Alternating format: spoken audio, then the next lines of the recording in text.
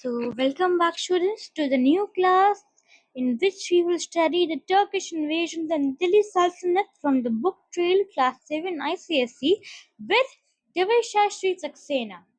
So, let's get started without wasting time. अच्छा, in this video, I will explain you in both Hindi and English. तो अब हम चलिए शुरू करते हैं.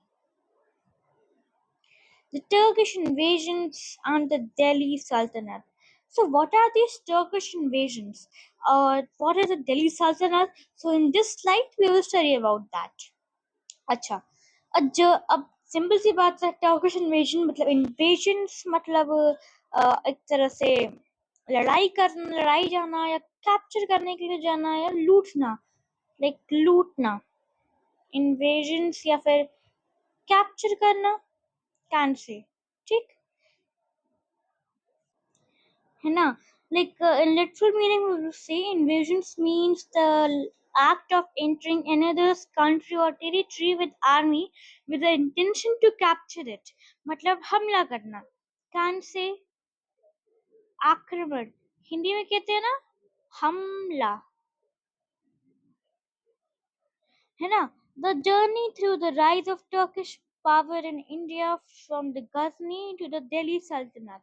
अच्छा, ये जो टर्किश इन्वेजन एक तरीका था, जर्नी थी, जरिया था टर्किश पावर को इंडिया में एस्टैब्लिश करने का और दिल्ली सल्तनत की नींव रखने का. तो दिल्ली सल्तनत क्या है, आगे पढ़ेंगे, ठीक है. अभी टर्किश पावर मतलब सिंपली टर्किश रूलर अगर इंडिया को आके यहाँ पे अपनी गवर्नमेंट बनाएंगे, उसको रूल करेंगे, अपने हिसाब से डिक्टेटरशिप चलाएंगे, तो उसको हम कहेंगे टर्किश पावर का रूल करना, ठीक. The rise of the Turks. Okay, तो the decline of Abbasid Caliphate. Decline of Abbasid Caliphate. You must be wondering what is Abbasid Caliphate. Abbasid Caliphate is like it was a dynasty. It was a dynasty, Islamic head dynasty, which was in Baghdad.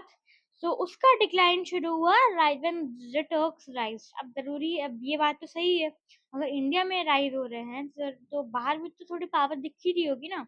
तो उसका decline शुरू हुआ when with the rise of Turks, ठीक. The rise of Turkish military slaves. अच्छा, Turkish military slaves का मतलब कि जैसे हम आगे पढ़ेंगे, slave dynasty, Mamluk dynasty which was led by Qutubuddin Aibak. तो उससे ऐसा होता है ना, टर्किश जो मिलिट्री स्लेव डायनेस्टीज थी, आगे जाके वो भी दिल्ली सल्तनत का मेजर पार्ट रही. Establishment of the Ghazni and Ghor. अच्छा, अभी बात बताइए, जैसे अभी हम पढ़ेंगे महमूद ऑफ गजनी के बारे में, मोहम्मद घौरी के बारे में. मोहम्मद घौरी था घौर का, महमूद ऑफ गजनी सिंपली समझ में आ रहा है गजनी का था. अब ये लोग क्या करते थे, इंडिया को लूट के जाते थे. अब सीधी सी बात है, कोई आदमी किसी देश को लूटता है, कोई जगह की मान लो कोई चीज लूटते हैं, तो उसको ऐसे लूटते हैं कि बस लोगों को परेशान करना है. ऑफकोर्स उनको अपनी एज बढ़ानी होती है, इसलिए लूटते हैं. फिर हम आगे पढ़ेंगे. Temple of Somnath, like India का बहुत प्रोस्पेरस टेम्पल था उस टाइम का. महमूद ऑफ गजनी ने बहुत बार अटैक किया उस पर और उसकी पूरी रिच प्लंडर. अच्छा, अभी फाउंडेशन फॉर दिल्ली सल्तनत, इन लोगों ने, जैसे मैंने पहले कहा, दिल्ली सल्तनत की एक नींव रख दी. आगे बढ़ते हैं. अब हम पढ़ेंगे Mahmud of Ghazni, which was from 1001 CE to 1025 CE in power. अच्छा, अब he launched 17 invasions into India. अब इसने 17 बार इन्वेजन करे इंडिया में. Defeated Jaipal and Anandpal. अब who was this Jaipal and Anandpal? Jaipal and Anandpal were some rulers of the western area of India. Like Jaipal was the father, and whom the Mahmud defeated, and Anandpal was the son. Like Jaipal's successor, who made alliances to war against to initiate a conquest against Mahmud, but unfortunately he failed. अच्छा, वैसे मैंने पहले कहा plunder Somnath temple, Mahmud plunder Somnath temple in the year 1025 CE. Used wealth to beautify गर्दनी, as I said before. अब लूट रहे हैं तो फालतू में तो लूट नहीं रहे होंगे, ऑफ कोर्स कुछ करना होगा। तो उनको अपनी सिटी की रौनक बढ़ानी थी, इसलिए लूट रहे थे, पैसे लेके जाने थे अपनी आर्मी, अपनी लार्ज आर्मी बनाने के लिए। patronized scholars like Al-Biruni, बहुत ज़्यादा बड़े स्कॉलर थे जो कि महमूद ऑफ गजनी जो थे उनके कोर्ट में थे या उनके साथ रहते थे कह सकते हैं। अब हम पढ़ेंगे महमूद ऑफ गौरी। अच्छा, aimed for long term conquest. अच्छा, अंतर देखिएगा, जैसे ये इसमें क्या था, महमूद ऑफ गजनी एंड मोहम्मद गौरी में अंतर क्या था कि महमूद ऑफ गजनी क्या था, इंडिया में रेड डालता था, इन्वेजन डालता था, इंडिया की रिच लेके अपनी सिटी को बढ़ाने में। लेकिन मोहम्मद गौरी क्या करता था, उसका एम था एक लंबे टाइम के लिए कॉन्क्वेस्ट, और उसका एम था यहाँ पे अपना एक एम्पायर एस्टैब्लिश करना। अच्छा, defeated Prithviraj Chauhan in 1192 CE. Defeated Prithviraj Chauhan. Prithviraj Chauhan, most of you were knowing that he was a great Rajput and he was a fierce fighter. अच्छा, उस टाइम पे क्या था, इंडिया की वो कह लो या कुछ कह लो, अगर उस टाइम पे राजपूत यूनाइटेड नहीं थे, अगर वो होते तो शायद हिस्ट्री बदल गई होती, तो शायद कोई और बाहर की ट्राइब या राजा या कोई भी एम्पायर इंडिया पे कब्जा ना कर पाता। पृथ्वीराज चौहान जो कि ग्रेट लीडर थे, उसको मोहम्मद गौरी ने हरा दिया। Appointed Qutubuddin Aibak as his viceroy in India. जैसे मैंने पहले कहा, Qutubuddin Aibak was a slave, military slave of the in the empire of Mohammad Ghori. तो जैसे अब क्या है, वो बैठा तो मोहम्मद गौरी, मेनली राजा तो गौर का ही है। तो अब जब हो मिलेगा तो बैठेगा, राजधानी तो उसकी कैपिटल तो गौर में ही, गौर ही है, तो वो जाएगा राजसभा में बैठेगा। अब उसको कोई गवर्नर चाहिए, तो उसने कुतुबुद्दीन ऐबक जो कि मिलिट्री स्लेव था, इंडिया का वाइसरॉय बना दिया। तो उसके मरने के बाद जब मोहम्मद गौरी मर गया, तो कुतुबुद्दीन ऐबक ने इंडिया की टेरिटरी और अपने आप को मोहम्मद गौरी के एम्पायर से या गौर के एम्पायर से फ्री कह दिया, और कह दिया कि अब मैं आकर आ जाऊं। तो उसने शुरू करी मामलुक डायनेस्टी की नींव रख दी। Mamluk mean slave. Conquest in Bihar and Bengal by Bakhtiyar Khilji. So what does this mean? That conquest in Bihar, conquest means like same as the invasions, or एक फाइट लंबी चालू करना, fight जो कि एक हिस्ट्री में आ जाए। तो in Bihar and Bengal was by Bakhtiyar Khilji. तो एक बख्तियार खिलजी ने बिहार और बंगाल की कॉन्क्वेस्ट को लड़ी और जीता भी। चलिए आगे बढ़ते हैं। अच्छा, दिल्ली सल्तनत बिगिंस। अब बारी आई जब दिल्ली सल्तनत शुरू होती है। ठीक, कुतुबुद्दीन ऐबक लेड आफ्टर मोहम्मद गौरी। जैसे मैंने पहले कहा, जब वो मर गया तो उसने अपने आप को फ्री छोड़ दिया, और फिर ये हुआ कि Qutubuddin Aibak led after Mohammad Ghori. Course जब लेडी करा रूल किया, ruled after Mohammad Ghori, known for his generosity. Generosity means, अच्छा, Qutubuddin Aibak was a just ruler। अब एक बात बताइए कि एक स्लेव और एक राजा में क्या अंतर नहीं होता? एक स्लेव के बच्चों में और एक राजा के बच्चों के बॉटअप में, अपब्रिंगिंग में क्या अंतर नहीं होता? तो Qutubuddin Aibak was a just ruler। अब just in the sense, just क्या मतलब है यहाँ पर, कि उसने कुछ ज़्यादा कोई स्पेशल चीज़, रूल्स नहीं बनाए, कि रूल्स नहीं बनाए। अब वो अच्छा था इसलिए क्योंकि उसने अप्रोच किया पर इतना, मतलब इन द सेंस कि रिलीजन बेस्ड है, उसने ऐसा कुछ किया ही नहीं। तो वो दयावान, जनरोसिटी मीन्स लाइक दयालु, इन द सेंस दयालु। built mosques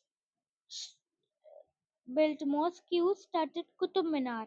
अच्छा, इसने बहुत सारे मॉस्क्यूज बनाए, और कुतुब मीनार की नींव इसने रखी, स्टार्ट इसने रखा। बाकी और भी रूलर्स ने इसको, कुतुब मीनार को आगे कंप्लीट किया, तो स्टार्ट इसने किया। Marked the beginning of Muslim rule from Delhi. अच्छा, इसने क्या किया, एक मुस्लिम रूल, जो इस्लामिक रूल दिल्ली से स्टार्ट किया, उसने बिगिनिंग रखी, इसने नींव रखी। अभी इल्तुमिश, यहाँ पे थोड़ा देखिए ब्लर हो रहा है। Iltutmish from 1210 to 1236 CE replaced Aibak's son। अब जैसे ऐबक है, एज़ आई सेड, एक स्लेव की अपब्रिंगिंग में और एक राजा के बेटे की अपब्रिंगिंग में अंतर होता है, प्रिंस की अपब्रिंगिंग में अंतर होता है।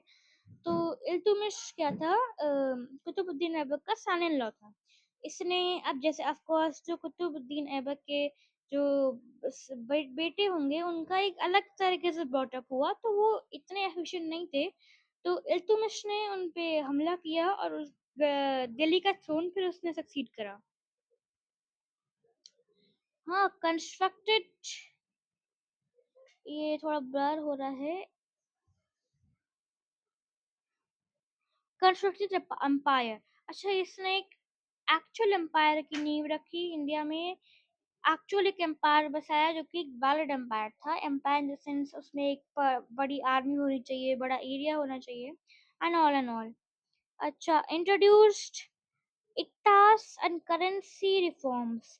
Acha, what were ICTAs? Like ICTAs means in the later Delhi Sultanate time, at the time of Iltutmish, ICTA, the several small district down the provinces can say, was named as was named an ICTA, and was named as ICTA, and they all have their several rule governors, which like ICTA के पास एक अपना अलग वो था। राजा तो नहीं कहेंगे, राजा के नीचे एक मंत्री कह सकते हैं जो वहाँ पे रूल करता था, और रूल करता था। तो उस सिस्टम को कहते थे हम इक्ता सिस्टम।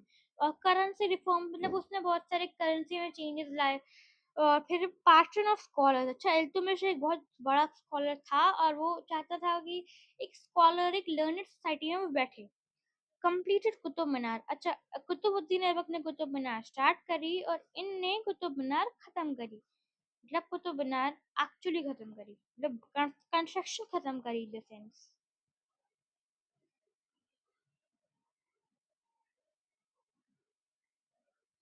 है ना। अब हम पढ़ेंगे रजिया सुल्तान। तो रजिया सुल्तान, अब she was from 1236 CE to 1240 CE. First female sultan. Razia Sultan was the first female sultan of the Delhi Sultanate, or can say, or like in she was the first female king or sultan in India.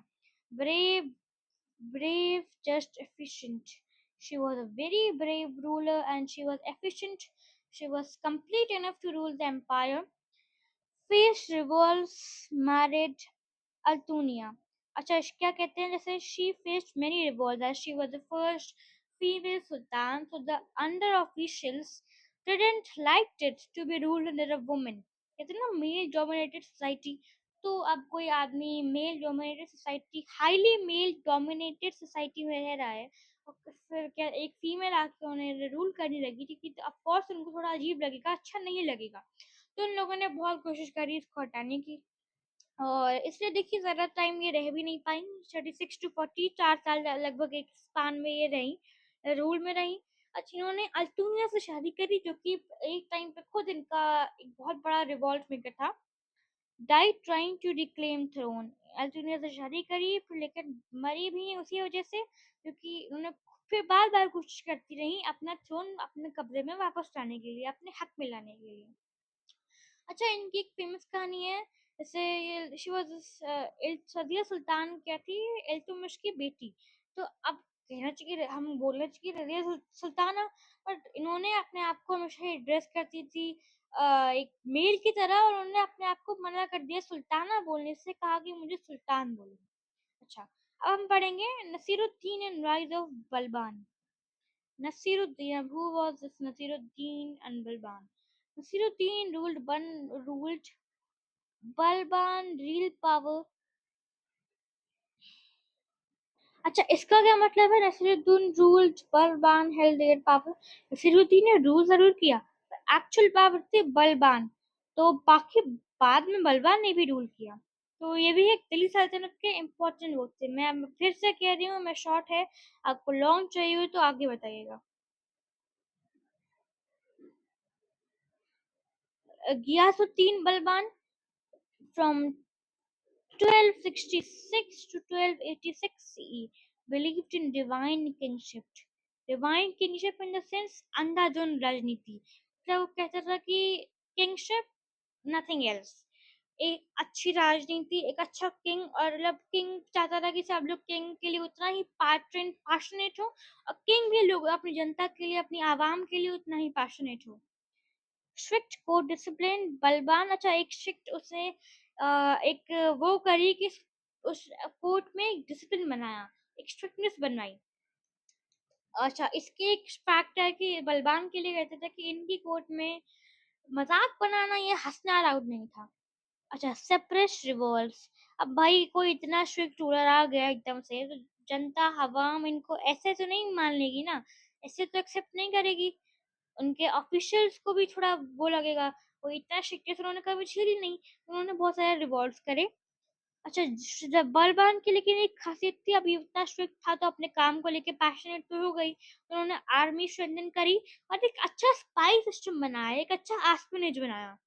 Fortified frontiers, the frontiers से उस time पे Mongolian invasion India में बहुत होते थे, तो अब Mongolian invasion से आगे बढ़ना है, तो जो फ्रंट फील्ड्स हैं, कंट्री साइड्स हैं, उनको सेफ बनाना होगा, तो इसने उनको सेफ बनाया और उस पे फोर्ट्स बिल्ड करे, गवर्नर्स करे कि मंगोल या कोई भी अलग ट्राइब इंडिया पे, उसकी एम्पायर पे इन्वेजन ना कर पाए। बलबान्स लेगेसी, अच्छा बलबान्स लेगेसी, अब what is this term legacy means? Legacy means royalness और सम लाइक उतना ट्रेडिशन और रॉयलनेस, ट्रेडिशन। अच्छा ब्रॉड पीस एंड स्टेबिलिटी, इसके किंगडम में कितने स्ट्रिक्ट हो पर एक पीस थी और स्टेबिलिटी थी, मतलब बार बार कोई भी आके इनके किंगडम पे हक नहीं जमाता था कि ये मेरा है मेरा है। डाइड इन 1286 सी, तो इनका निधन 1286 सी में हुआ।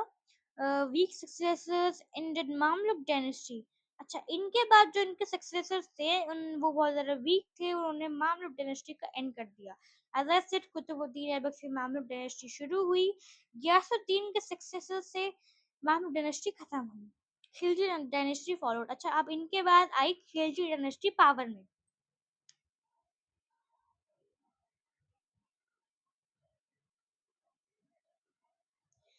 अब आता है conclusion. Invasion exposed India vulnerability, अच्छा अब इन वल्नरेबिलिटी के क्या मतलब है यहाँ पे? जैसे एक मीनिंग हो गया एक अटैक, क्रिटिसिज्म और हार्म, और एक मीनिंग हो गया वल्नरेबिलिटी का कि जैसे होता है ना, मतलब अलग अलग भेद्यता हिंदी में कहेंगे, तो दिल्ली सल्तनत सेंट्रलाइज्ड पावर। अब इसमें क्या हुआ, जैसे इनके इन्वेजन से पहले, हम पे एम्पायर बिल्ड होने से पहले इंडिया में जितने भी किंगडम्स थे, जितनी भी डायनेस्टीज थी, सब अपना अलग अलग रूल कर रहे थे। पर इनके आने के बाद इंडिया में एक सेंट्रलाइज्ड पावर बनी, जो कि दिल्ली था, ये की एक एडवांटेज है।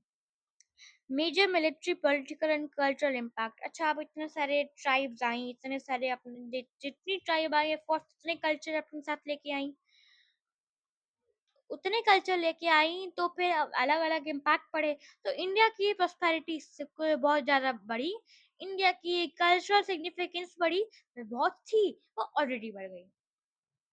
तो अब हम आते हैं एंड की तरफ।